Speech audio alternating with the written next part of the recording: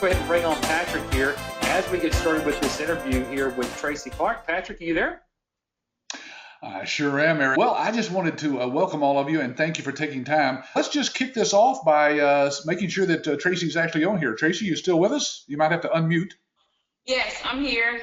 Hey, there she is. Hi, Tracie. Welcome. Thanks for sharing the time here with folks. This is, we got a large group of people here today. I guess you're very famous already. Oh, wow. No, So I'm going to put your picture up here. We actually, I think this is one you sent to us, but we have another picture that you will probably remember. I don't know if you're sitting at your computer and can see these or not, Tracie, but there's another picture of you as you graduated last, when was that you came through our training? I forget now. 3 years ago, actually. 3 years, the 8th, I think, of April made 3 years. Wow, that is hard for me to believe. Man, that makes me look fat. I'll put our other pictures back up there. Well, Tracie, if I remember now, didn't you came through that training class by yourself? You didn't have any with you, did you?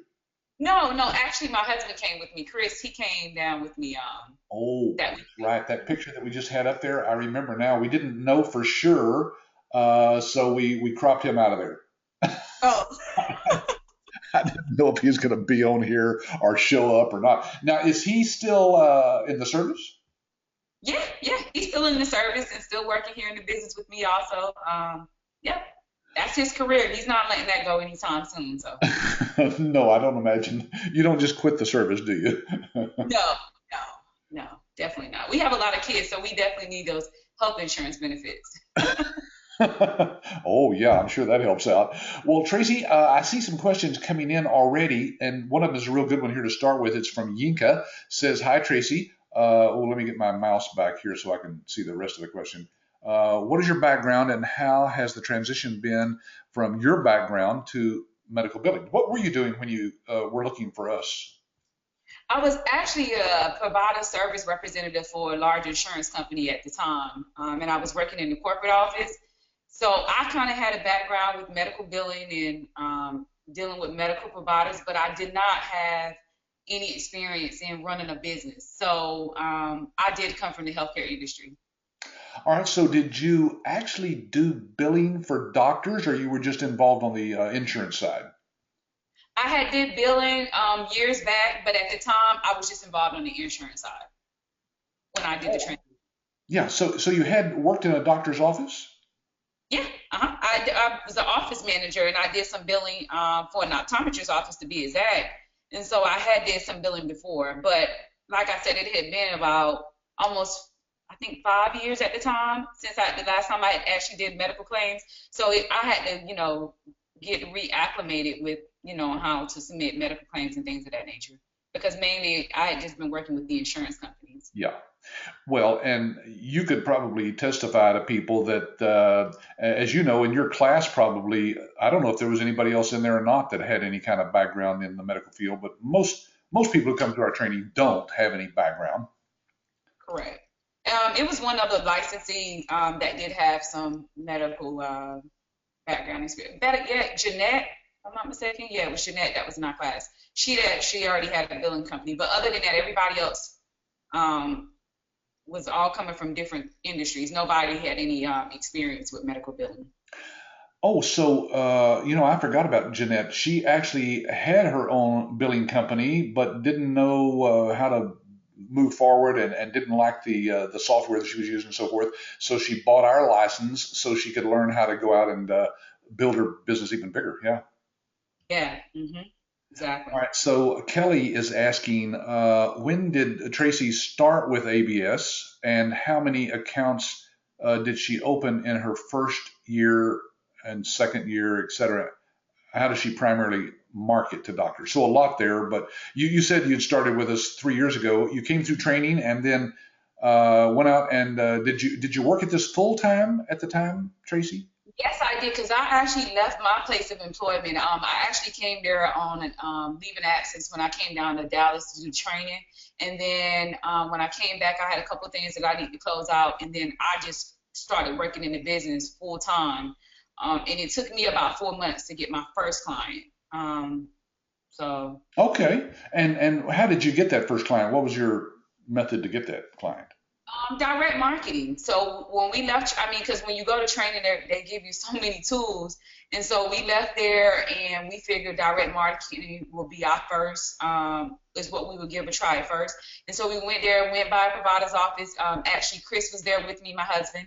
And he went in the office and started a conversation with the office manager. And the office manager said at that time that the provider was actually in the process of looking for an EMR system, and thank God her billing was already outsourced.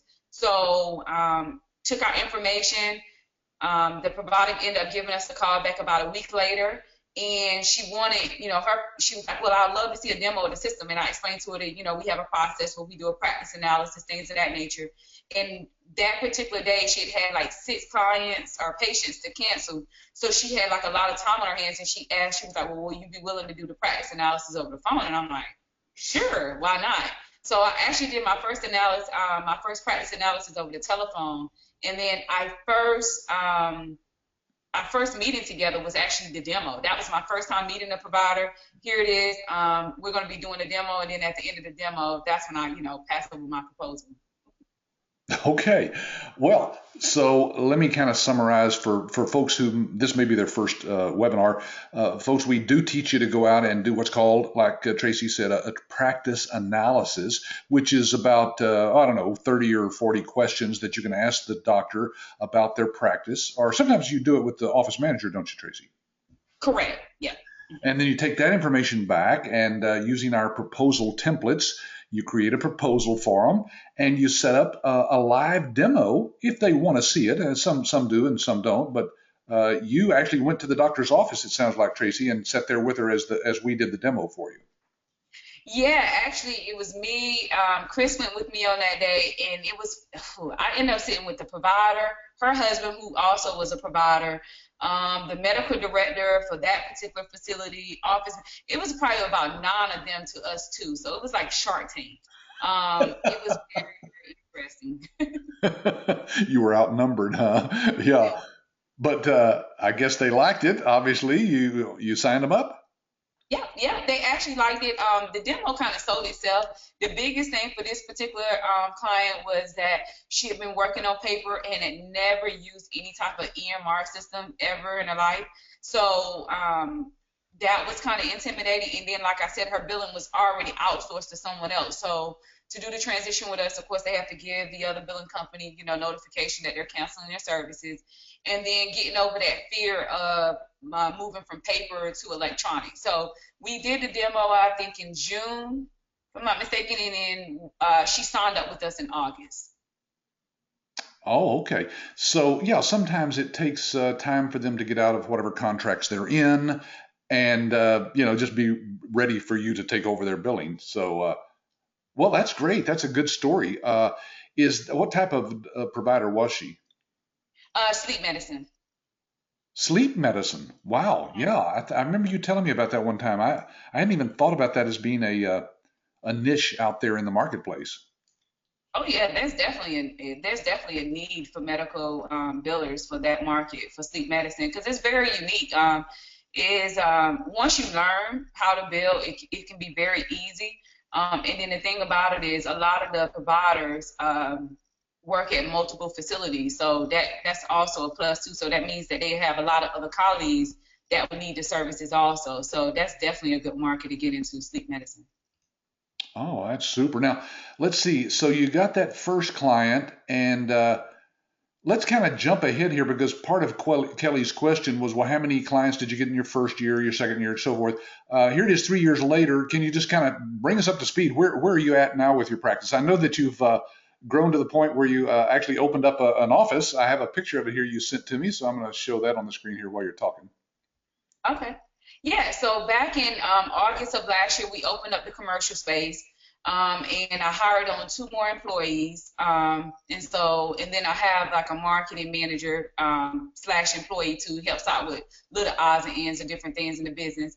And so we're billing for a total of 11 providers right now. We actually did a demo last week with a provider that has 2 offices here locally in North Carolina. So we're just, I mean, she completely said that she was happy with the demo, like the system, like our services, definitely need our services, really, really need our services. She liked me. So we're just waiting for these guys to go ahead and make a decision, pretty much sign on the line. They have their proposal, just waiting for them to sign. Oh, that's great. Now, you've moved into this commercial office space. That must mean that you have several clients now? Yes. We're billing for a total of 11 providers. Oh, wow. Okay. Can you give us a feel for what types of providers you have? Are they all sleep medicine? No, so we're doing sleep medicine, we're doing for surgery, we have an OBGYN and then general medicine. Okay, super. Um, let's see. This is from Michael. He says, Tracie, when you first started building your business, was it full-time or part-time? And I think you said full-time earlier. He probably typed this in after that. What specifically did you spend your time doing? That is, were you doing cold calling, visiting practices, and leaving materials, etc.? You did. Go ahead, I apologize. No, that's right. You had indicated earlier that you did some direct marketing, which is one of a dozen different ways that you could market it. But that's what you decided to do, is just go out and gather up some business cards like we teach you to do, huh? Correct, yeah, we did direct marketing as it worked for us in that particular area, and we also did the mail drip option too, where we actually sent out postcards, like you said, after we gathered the business card and found out who the point of contact was. We kind of did the mail drip option too. Okay. So how did you get? Let's go from that first client that you got. How did you get the second and subsequent clients? Did you do any other types of marketing, or were they by referrals, or what? Some was by the next actually client was by a referral. Was by a referral from the first client. Was speaking in reference to what we had done for them over the past 7 months and how she was very pleased with it. You know, how she liked me as an individual. And so the provider had given us a call and stated that they needed our services, and they didn't actually have to see a demo of the system. It was just a matter of sending over a proposal. The numbers looked right. We come to an agreement, and we got that account. How did we get? And then we got, yeah, that was through that one. And then Chris had actually made some leads, which is my husband, has made some leads, you know, via LinkedIn, different little marketing gigs on the internet, and made some contacts with them. And then some people have actually contacted us through our contact form on our website. So it's been different. It's been in so many different ways and how we have gotten these clients. Mainly, I really prefer the direct marketing, me personally, but yeah. Yeah, if you're doing a good job for one doctor and then they know another doctor, really it's just a matter of doing the paperwork. That second doctor just kind of trusts that first doctor that he knows what he's doing and that you're doing a good job for him. Huh? Correct. Yeah. I mean, he wasn't really getting paid. So at this point, not to be funny, if you have your colleague here who is getting paid and her headaches have been relieved, and you're kind of expressing to them that, hey, I'm not getting any money. My billing has pretty much went out the window. I don't know. I'm way busier than I've ever been, but I'm not seeing any rewards from it. And so it was just a matter of like, could you please do this, and could you do it quickly? So that was kind of that type of client, in which I kind of like those situations. I mean, it can be a little stressful at first because they have a lot of pressure on you, because once again, they want money. And then as the revenue cycle management consultant, you have to figure out why they're not getting the money. So sometimes that could be a delay in between the two, but ultimately we was able to find out what the issue was, resolve the issues, and start getting this provider paid. All right, so Edward is asking a question here that we've kind of addressed already. How many clients do you have? You said 11 at this point. 11. Is that 11 providers or 11 practices? No, just 11 providers, total of 11. Yep. And then he says, how easy or difficult was it to get clients? I guess it's really going to depend on the person. You definitely just don't walk out there and say, hey, I offer medical billing, and people just walk up to you and say, oh, I want your services. It takes work. But the tools that we was able to get down in Dallas, it really, really helped us a lot when we went out there. One thing I could say is you just have to become personable, be the subject matter expert whenever you go in the office with them. Definitely don't overpromise. And, if you have a question or is it something, of a problem arise when you're out there speaking with the provider and you quite don't know what the answer is, opposed to just telling them anything, always don't be afraid to say, hey, well, let me check on that. Or, let me go back to my network of, other licensees that's possibly ran across this issue, and get that answer and get that question answered. So then you can come back and bring it back to the provider. So it does take work. It does take consistency.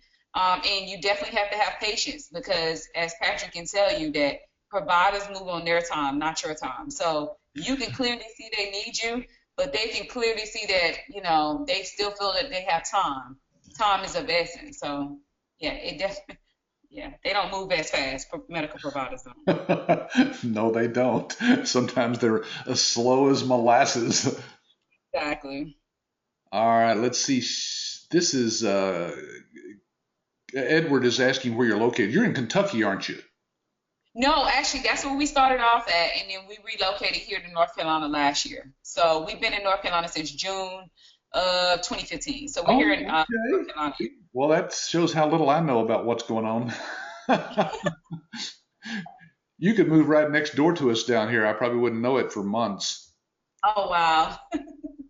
Let's see. Okay, Kelly's asking how many accounts you have, how many people are selling for her company, and do you do the billing yourself? Do you have any salespeople? Yeah, we do. We have someone that's like marketing / sales, where they kind of help go out there and build those relationships. And that's kind of like what Chris Niche is also. Whenever he has the free time, he also goes out and try to build relationships with, the local community, and also he uses the internet a lot to try to, send out different things to try to see if anyone would need our services. So, yeah.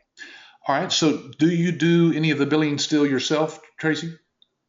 Not really. I kind of just oversee things. I kind of make sure that everything is going the way that it's supposed to go, but I kind of like moved out of that area as I'm more focused on, bringing more services to the business and managing the business. Because I'm paying these guys, so hey, let me make sure that I'm getting my money's worth. Sure, absolutely. You probably did a lot of the billing at first, huh? Oh yeah, I did all the billing at first. Yep, I did all the billing at first. Yep, it was actually fun. I mean, it's very it's good to do it yourself so you kind of know what's going on, and then whenever you do decide to delegate, you know how to actually effectively manage those individuals because you understand the process. But yeah, it was actually fun. Yeah, and you do want to get to the point where you have other people that you're just kind of managing, what they do and overseeing it. I guess that's fairly simple if you have an office like you have, but even if you worked out of your home, it's a cloud-based system, so you could log in and see what they're doing at any time too. Correct. And that is the luxury of it. Because before I had the commercial space, I did have some 1099s that was actually helping me, and we were not in the same place. But like I said, I was able to, if we needed to exchange information, we was able to use the practice management system or our cloud-based document management system. So we were able to do a lot of different things, not being in the same location. Just this time, it's easier in the commercial space to have required them to come in. So if there is a question, we don't have to wait for an email. You're just right there to answer those questions for these guys. Right. Let's see. Daniel says, what is the process for the doctors to sign up and outsource to you? Basically what we talked about earlier, right? You're doing the practice analysis, going back with the proposal, doing a demo of the system or letting us do that for you if they want to see it. And then basically we have the contracts already designed that you can just have them sign up. I'm assuming, Tracie, that are you getting some sort of setup fee from the doctors when you set up a new doctor?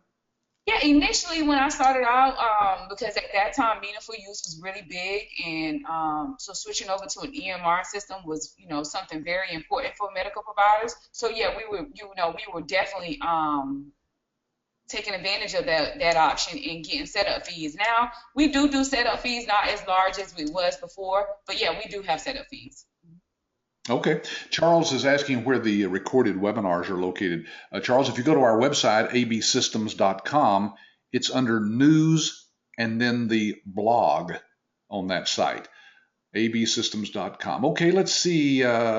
John says, Tracie, did you get some referrals from the sleep management doctor? I think you said the second doctor was a referral from that doctor. Yes, I did. I did get a referral from that provider. I've actually gotten three of the providers that we're billing for actually came from a referral from the first client. Yes. Oh, super. Sharon says, Tracie, do you also do coding? Sometimes, yeah, like for the surgical clinic, we have to, because sometimes depending on the procedure that they've done, does require for us to, have a little bit of coding experience, but not so. I mean, but if you don't, in your office, of course, we have that solution code right where you can always get access to someone there and a professional coder to help you out with a claim if that's what you needed. Yeah, the CodeWrite service. That's right. We have certified medical coders that are ready to assist you with helping the doctor with that coding. Let's see. Kent says, Tracie, how much time did you spend seeking clients in your first year, and how much does that compare with what you do today? So, do you do much marketing yourself today, Tracie? No, I don't. No, not as much as I should. No, I don't. I'm going to be honest with you. When I first started, 100% was marketing and trying to get the first client. Sure. And then after you started the first client, I kind of like stepped back on marketing again because I was so hands-on and making sure that everything went right through the implementation phase and making sure I understood everything. Just kind of you kind of take yourself out of that loop, and then now you're more focused on the client that you have. And so once we got that client set up, we went back out to marketing. And like I maybe do, when I'm out and about, I definitely have my business cards on with me at all times. And I'm not afraid to speak about what it is that we do now. So I may pass my business card that way, but I don't do as much marketing. I like more of dealing with the clients and making sure everything on that end gets taken care of. And I kind of leave the marketing over to Chris and, Maurice or whatever to take care of those things. Yeah. All right. Edward is asking, did current clients refer other clients? And I think you've probably made that clear that that's happening on a regular basis.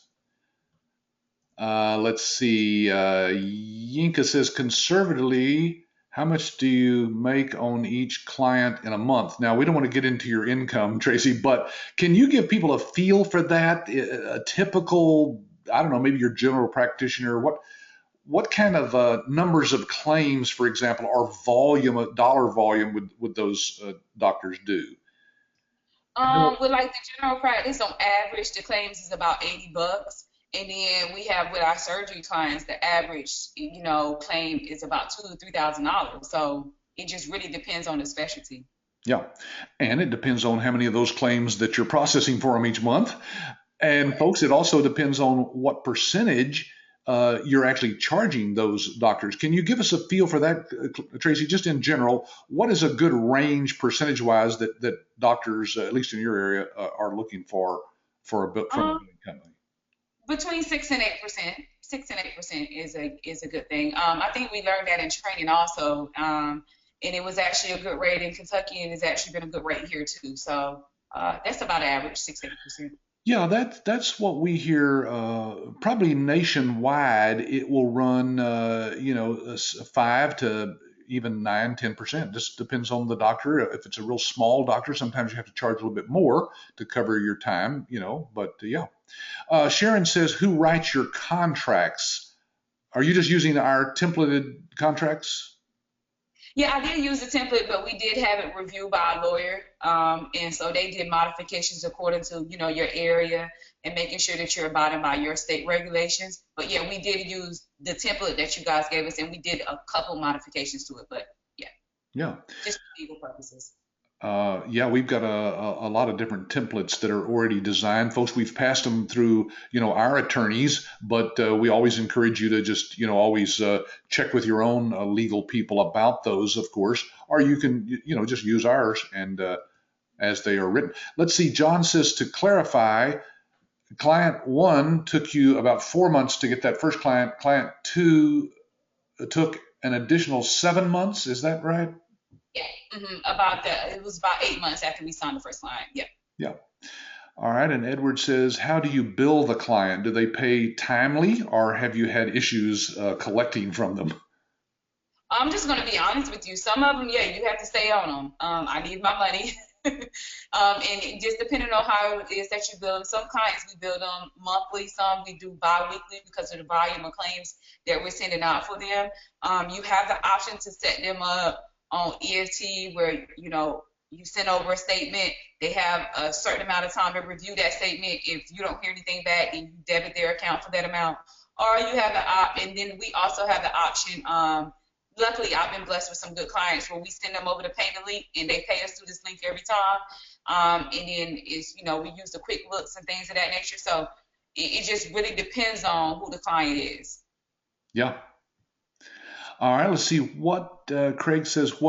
What's the average billing for her customers? I think maybe he was referring to that percentage that we just talked about, 6 to 8%. Yeah. Linya says, was it easy to, this has to do with your funding. I guess she's talking about how to get your funding done for the license fee. Okay, Kelly says, what percentage of the billing does she take? Okay, that's the same question, 6 to 8%, Kelly. And how much does an average provider bill per year? One way to talk about that, I guess, would be to refer people back to our website, Tracie. We have a little calculator on there. And the average, I think a general practitioner we use on there is like 400 claims a month at an average of $100 a claim. You can do the math on that, and you're charging even 6%. I think the calculator comes out that you would be earning about $31,000 a year. So that's a good tool. I'll put it up here on the screen so you guys can see that here in just a second. Let's see. Edward says, what did she mean by 1099s helping her? Contractors. So with those guys, you just use them on an as-needed basis. Some is going to be on a consistent basis, and you pay them a flat rate, whether it's per claim. It just depends on how it is that you have your agreement written up between those guys. Yeah. 1099, it refers to a form that you have to fill out at the end of the year that just basically says, I paid this person this much money this year, and then they have to file that with, if they're filing federal income tax forms. And here's another one from Kelly about the percentage of billing that you take. That's 6 to 8%, Kelly. And does the average doctor, same question there. Francis says, you mentioned that you moved from Kentucky to North Carolina. Did all of your Kentucky clients remain with you? And did it make it difficult to serve those out of the area clients? No, because believe it or not, a lot of our clients are not even local. So we've only, our first client, of course, was local, which was about 45 minutes away from us. But no, actually the transition was pretty easy. I think the biggest hurdle that we had when we was transitioning is with mail. And I mean, that's something that was out of our control.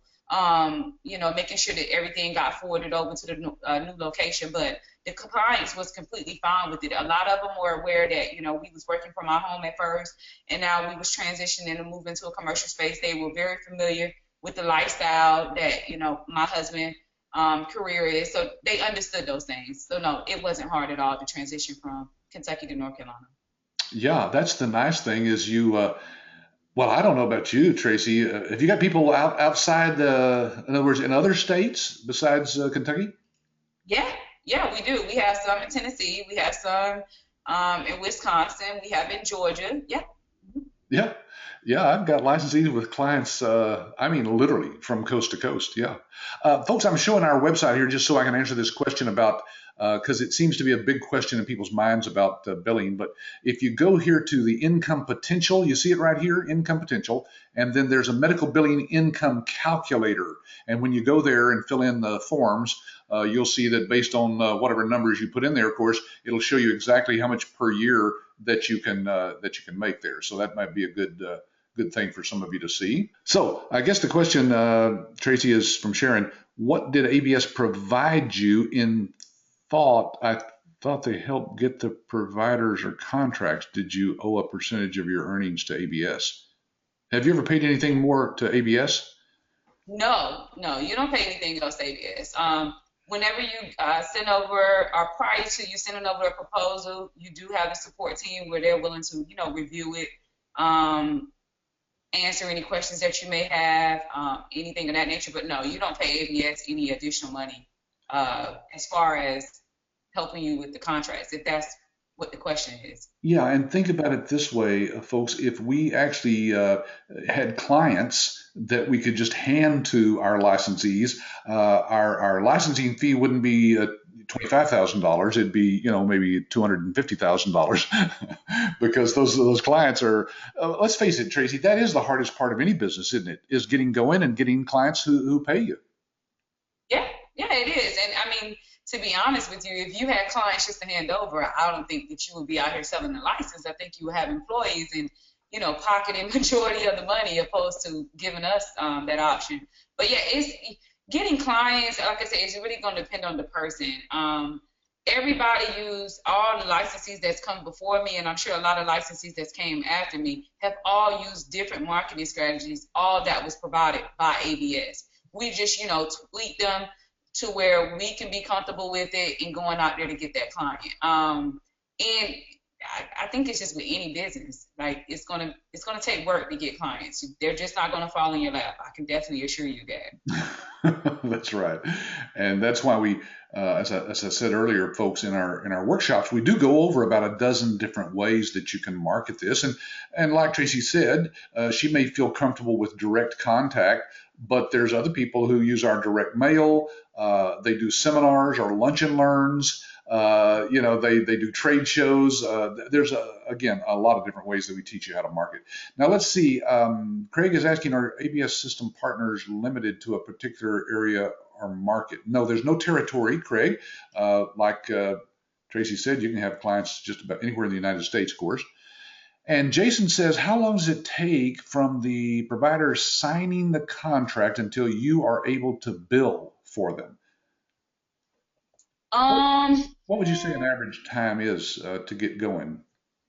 I'd say about 30 days because, you have to get them set up with EDI, so you can better submit the claims from electronically. So I guess on average about 30 days.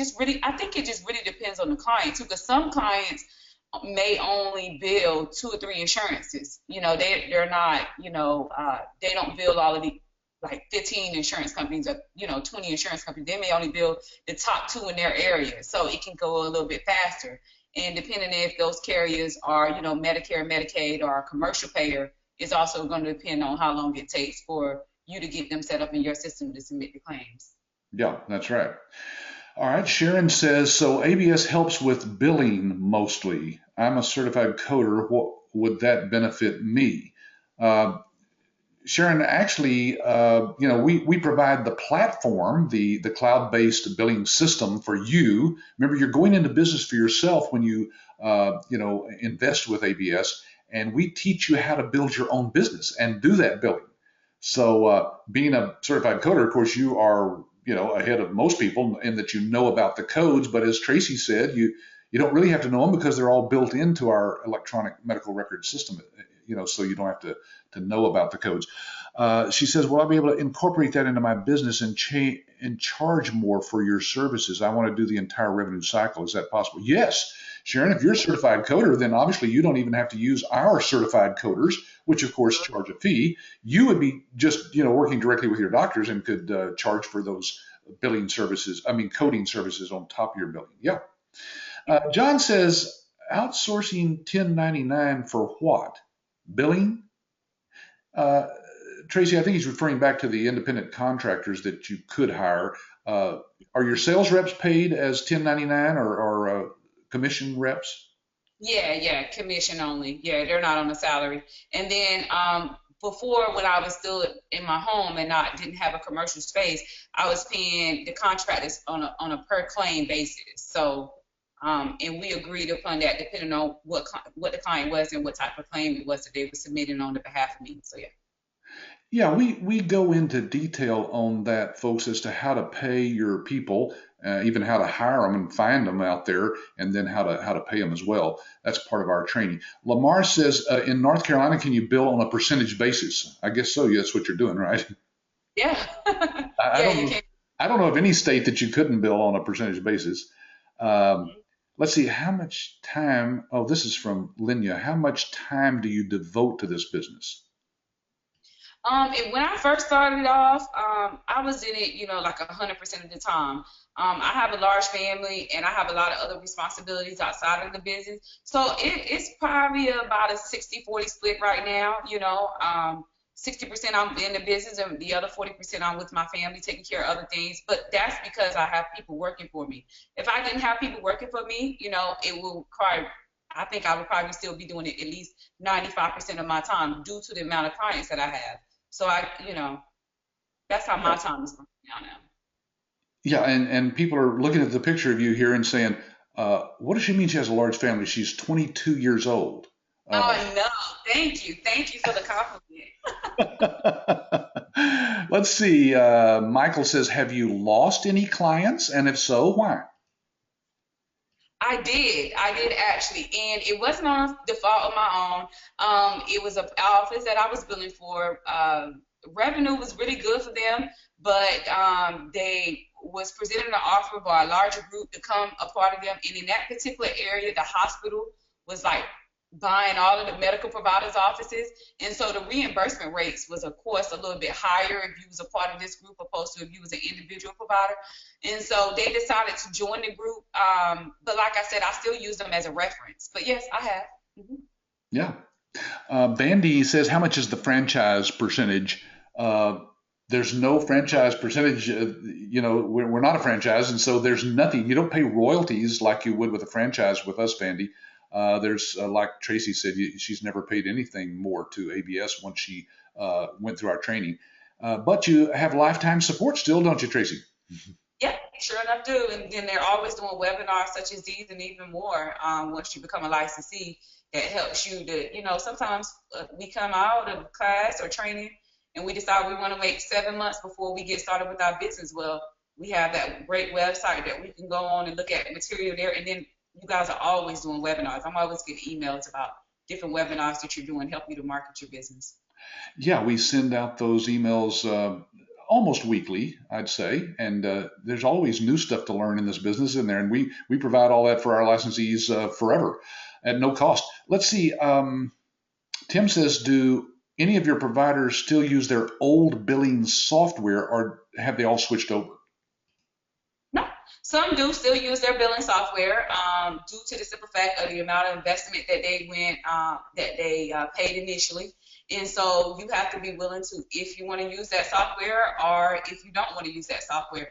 Luckily for me, that software is being cloud-based. So only thing about it is we had to learn how to use the system, but really the good thing to do is, I would tell them to use our system because it's just a whole lot easier for you. It's going to be easier for you using just one platform opposed to multiple platforms. But yeah, some of my clients do still use their own billing software. Yes. Yeah, that's really just a comfort level that they have to be able to switch over. And sometimes they'll start out using their own system, and then they'll switch over and let you get them on the iClaim system. I've been showing some of our other products here as we were talking during this thing, Tracie. And the question here came up from Kelly. In addition to the billing services, do you sell any of the other services or modules, she calls them?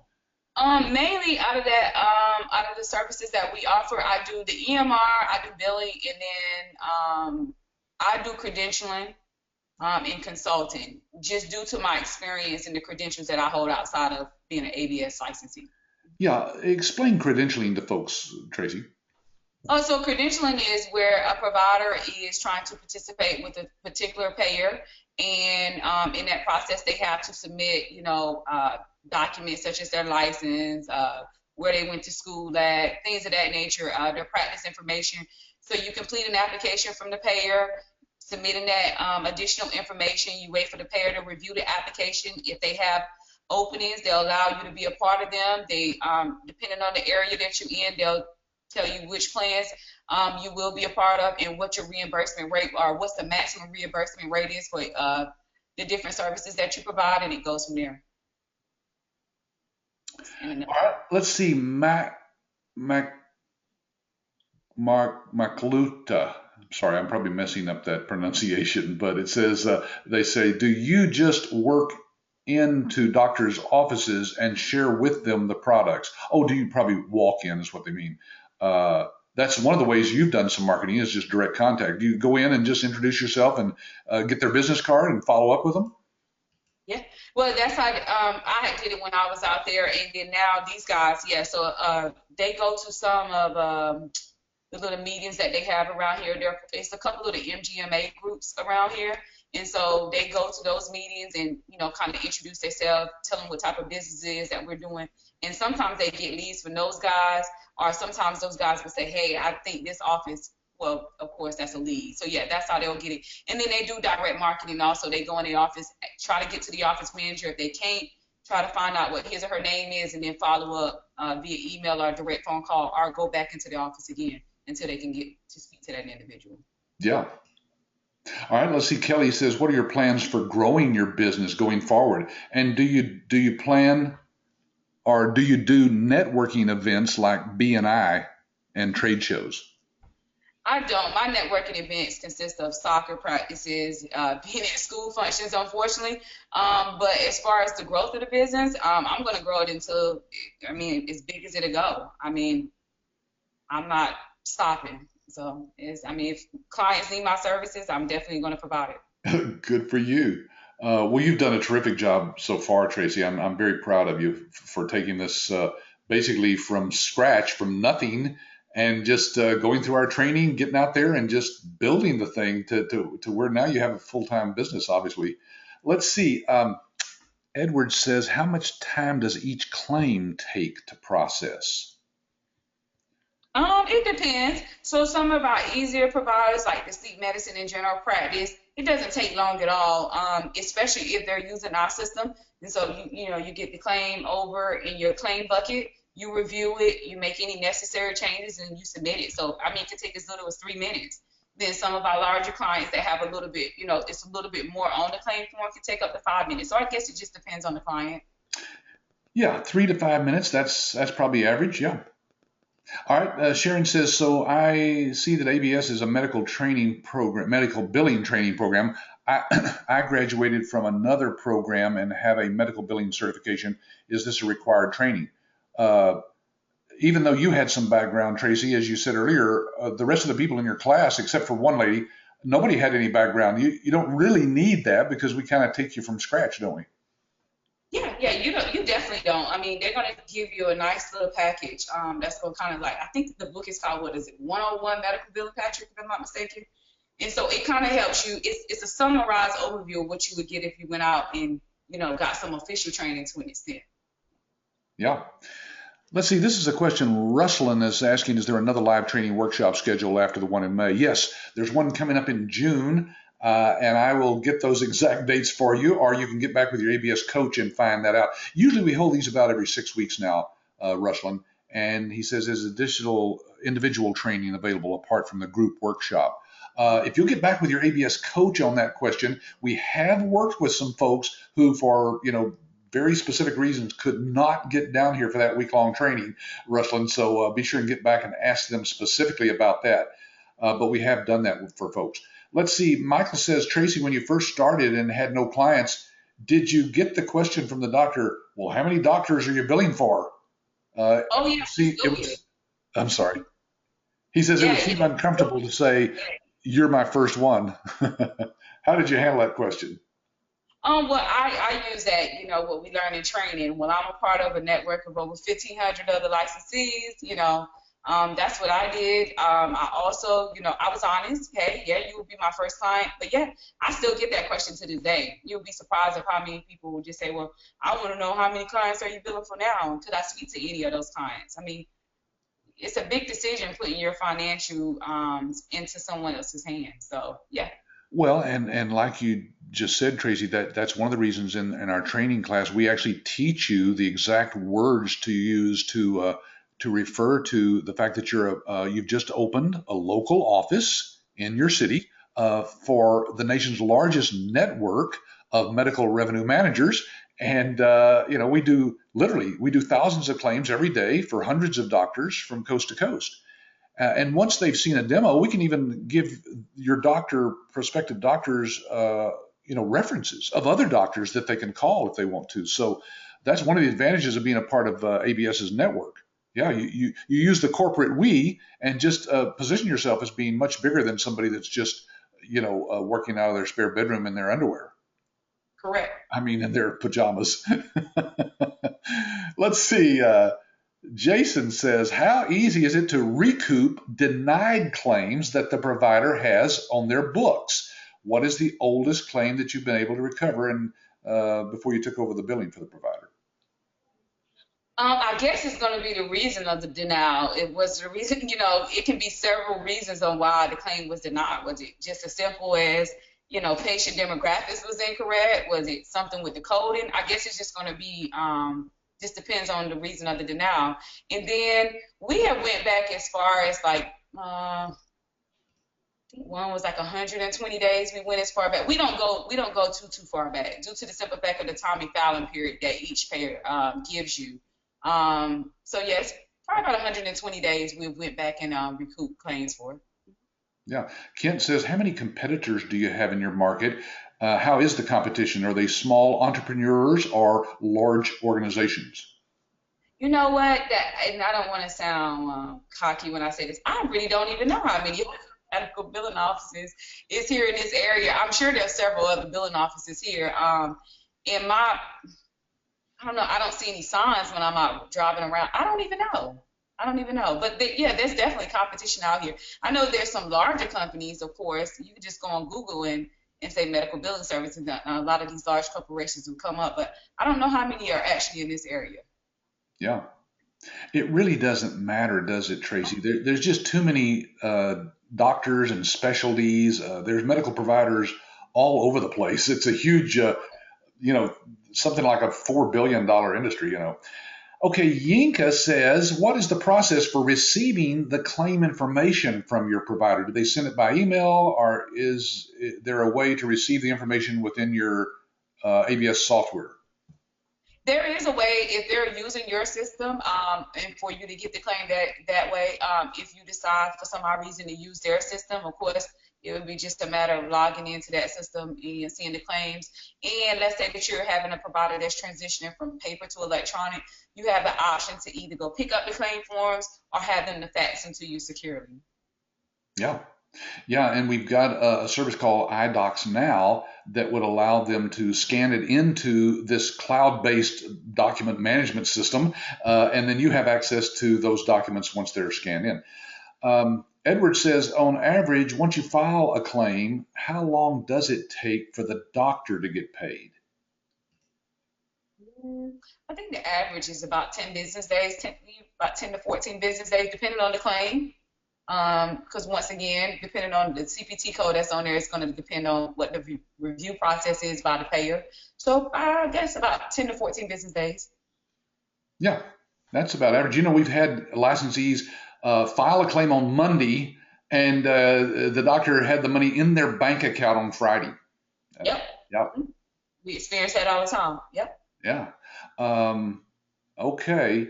Well, let's see. I'm going to squeeze in just one or two more here, Tracie, and we'll let you go.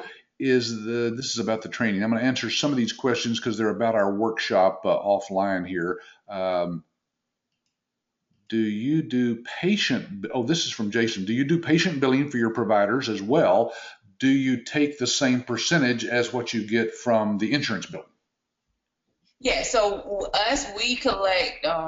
Our percentage is based off all monies that is received. That's copays and insurance payments. Yeah, copays, deductibles, co-insurance, any responsibility. Yes. Yeah. We collect. We take a percentage of all that money. Sure. The same percent. Yeah. Any money you're bringing in for that office, that you deserve a portion of that because you work to help get it in there. Right. Francis says, can you estimate how many claims you process per day? Oh. I think their process, Jesus. That's a tough one, huh? Because you got 11 providers. I know that would be hard to. And everybody's not in the same system. Yeah, it's kind of hard. I Is have it no idea. is it several hundred? You think? Oh yeah, there's more. Yeah, several hundred. But I don't know exactly. It's about 300 to 400 claims a day. Yeah.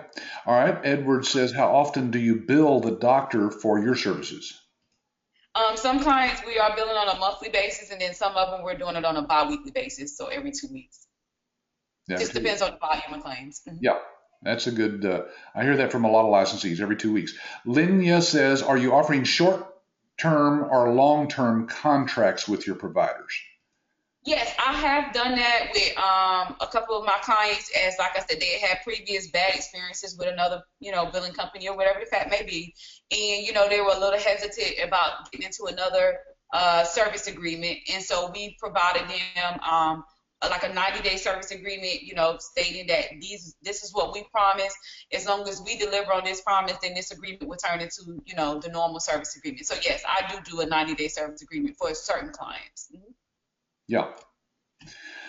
Well, okay, Tracie, I'm going to let you go. It's 5 o'clock. Thank you so much for your time. I know this has been interesting. We got a lot of comments coming in here already. Thank you, Tracie, for your time and great information. Thank you, Patrick. All right, take care now, Tracie. Be in touch and let us know what we can do to help you, of course. Okay, perfect. Bye. All right, bye for now.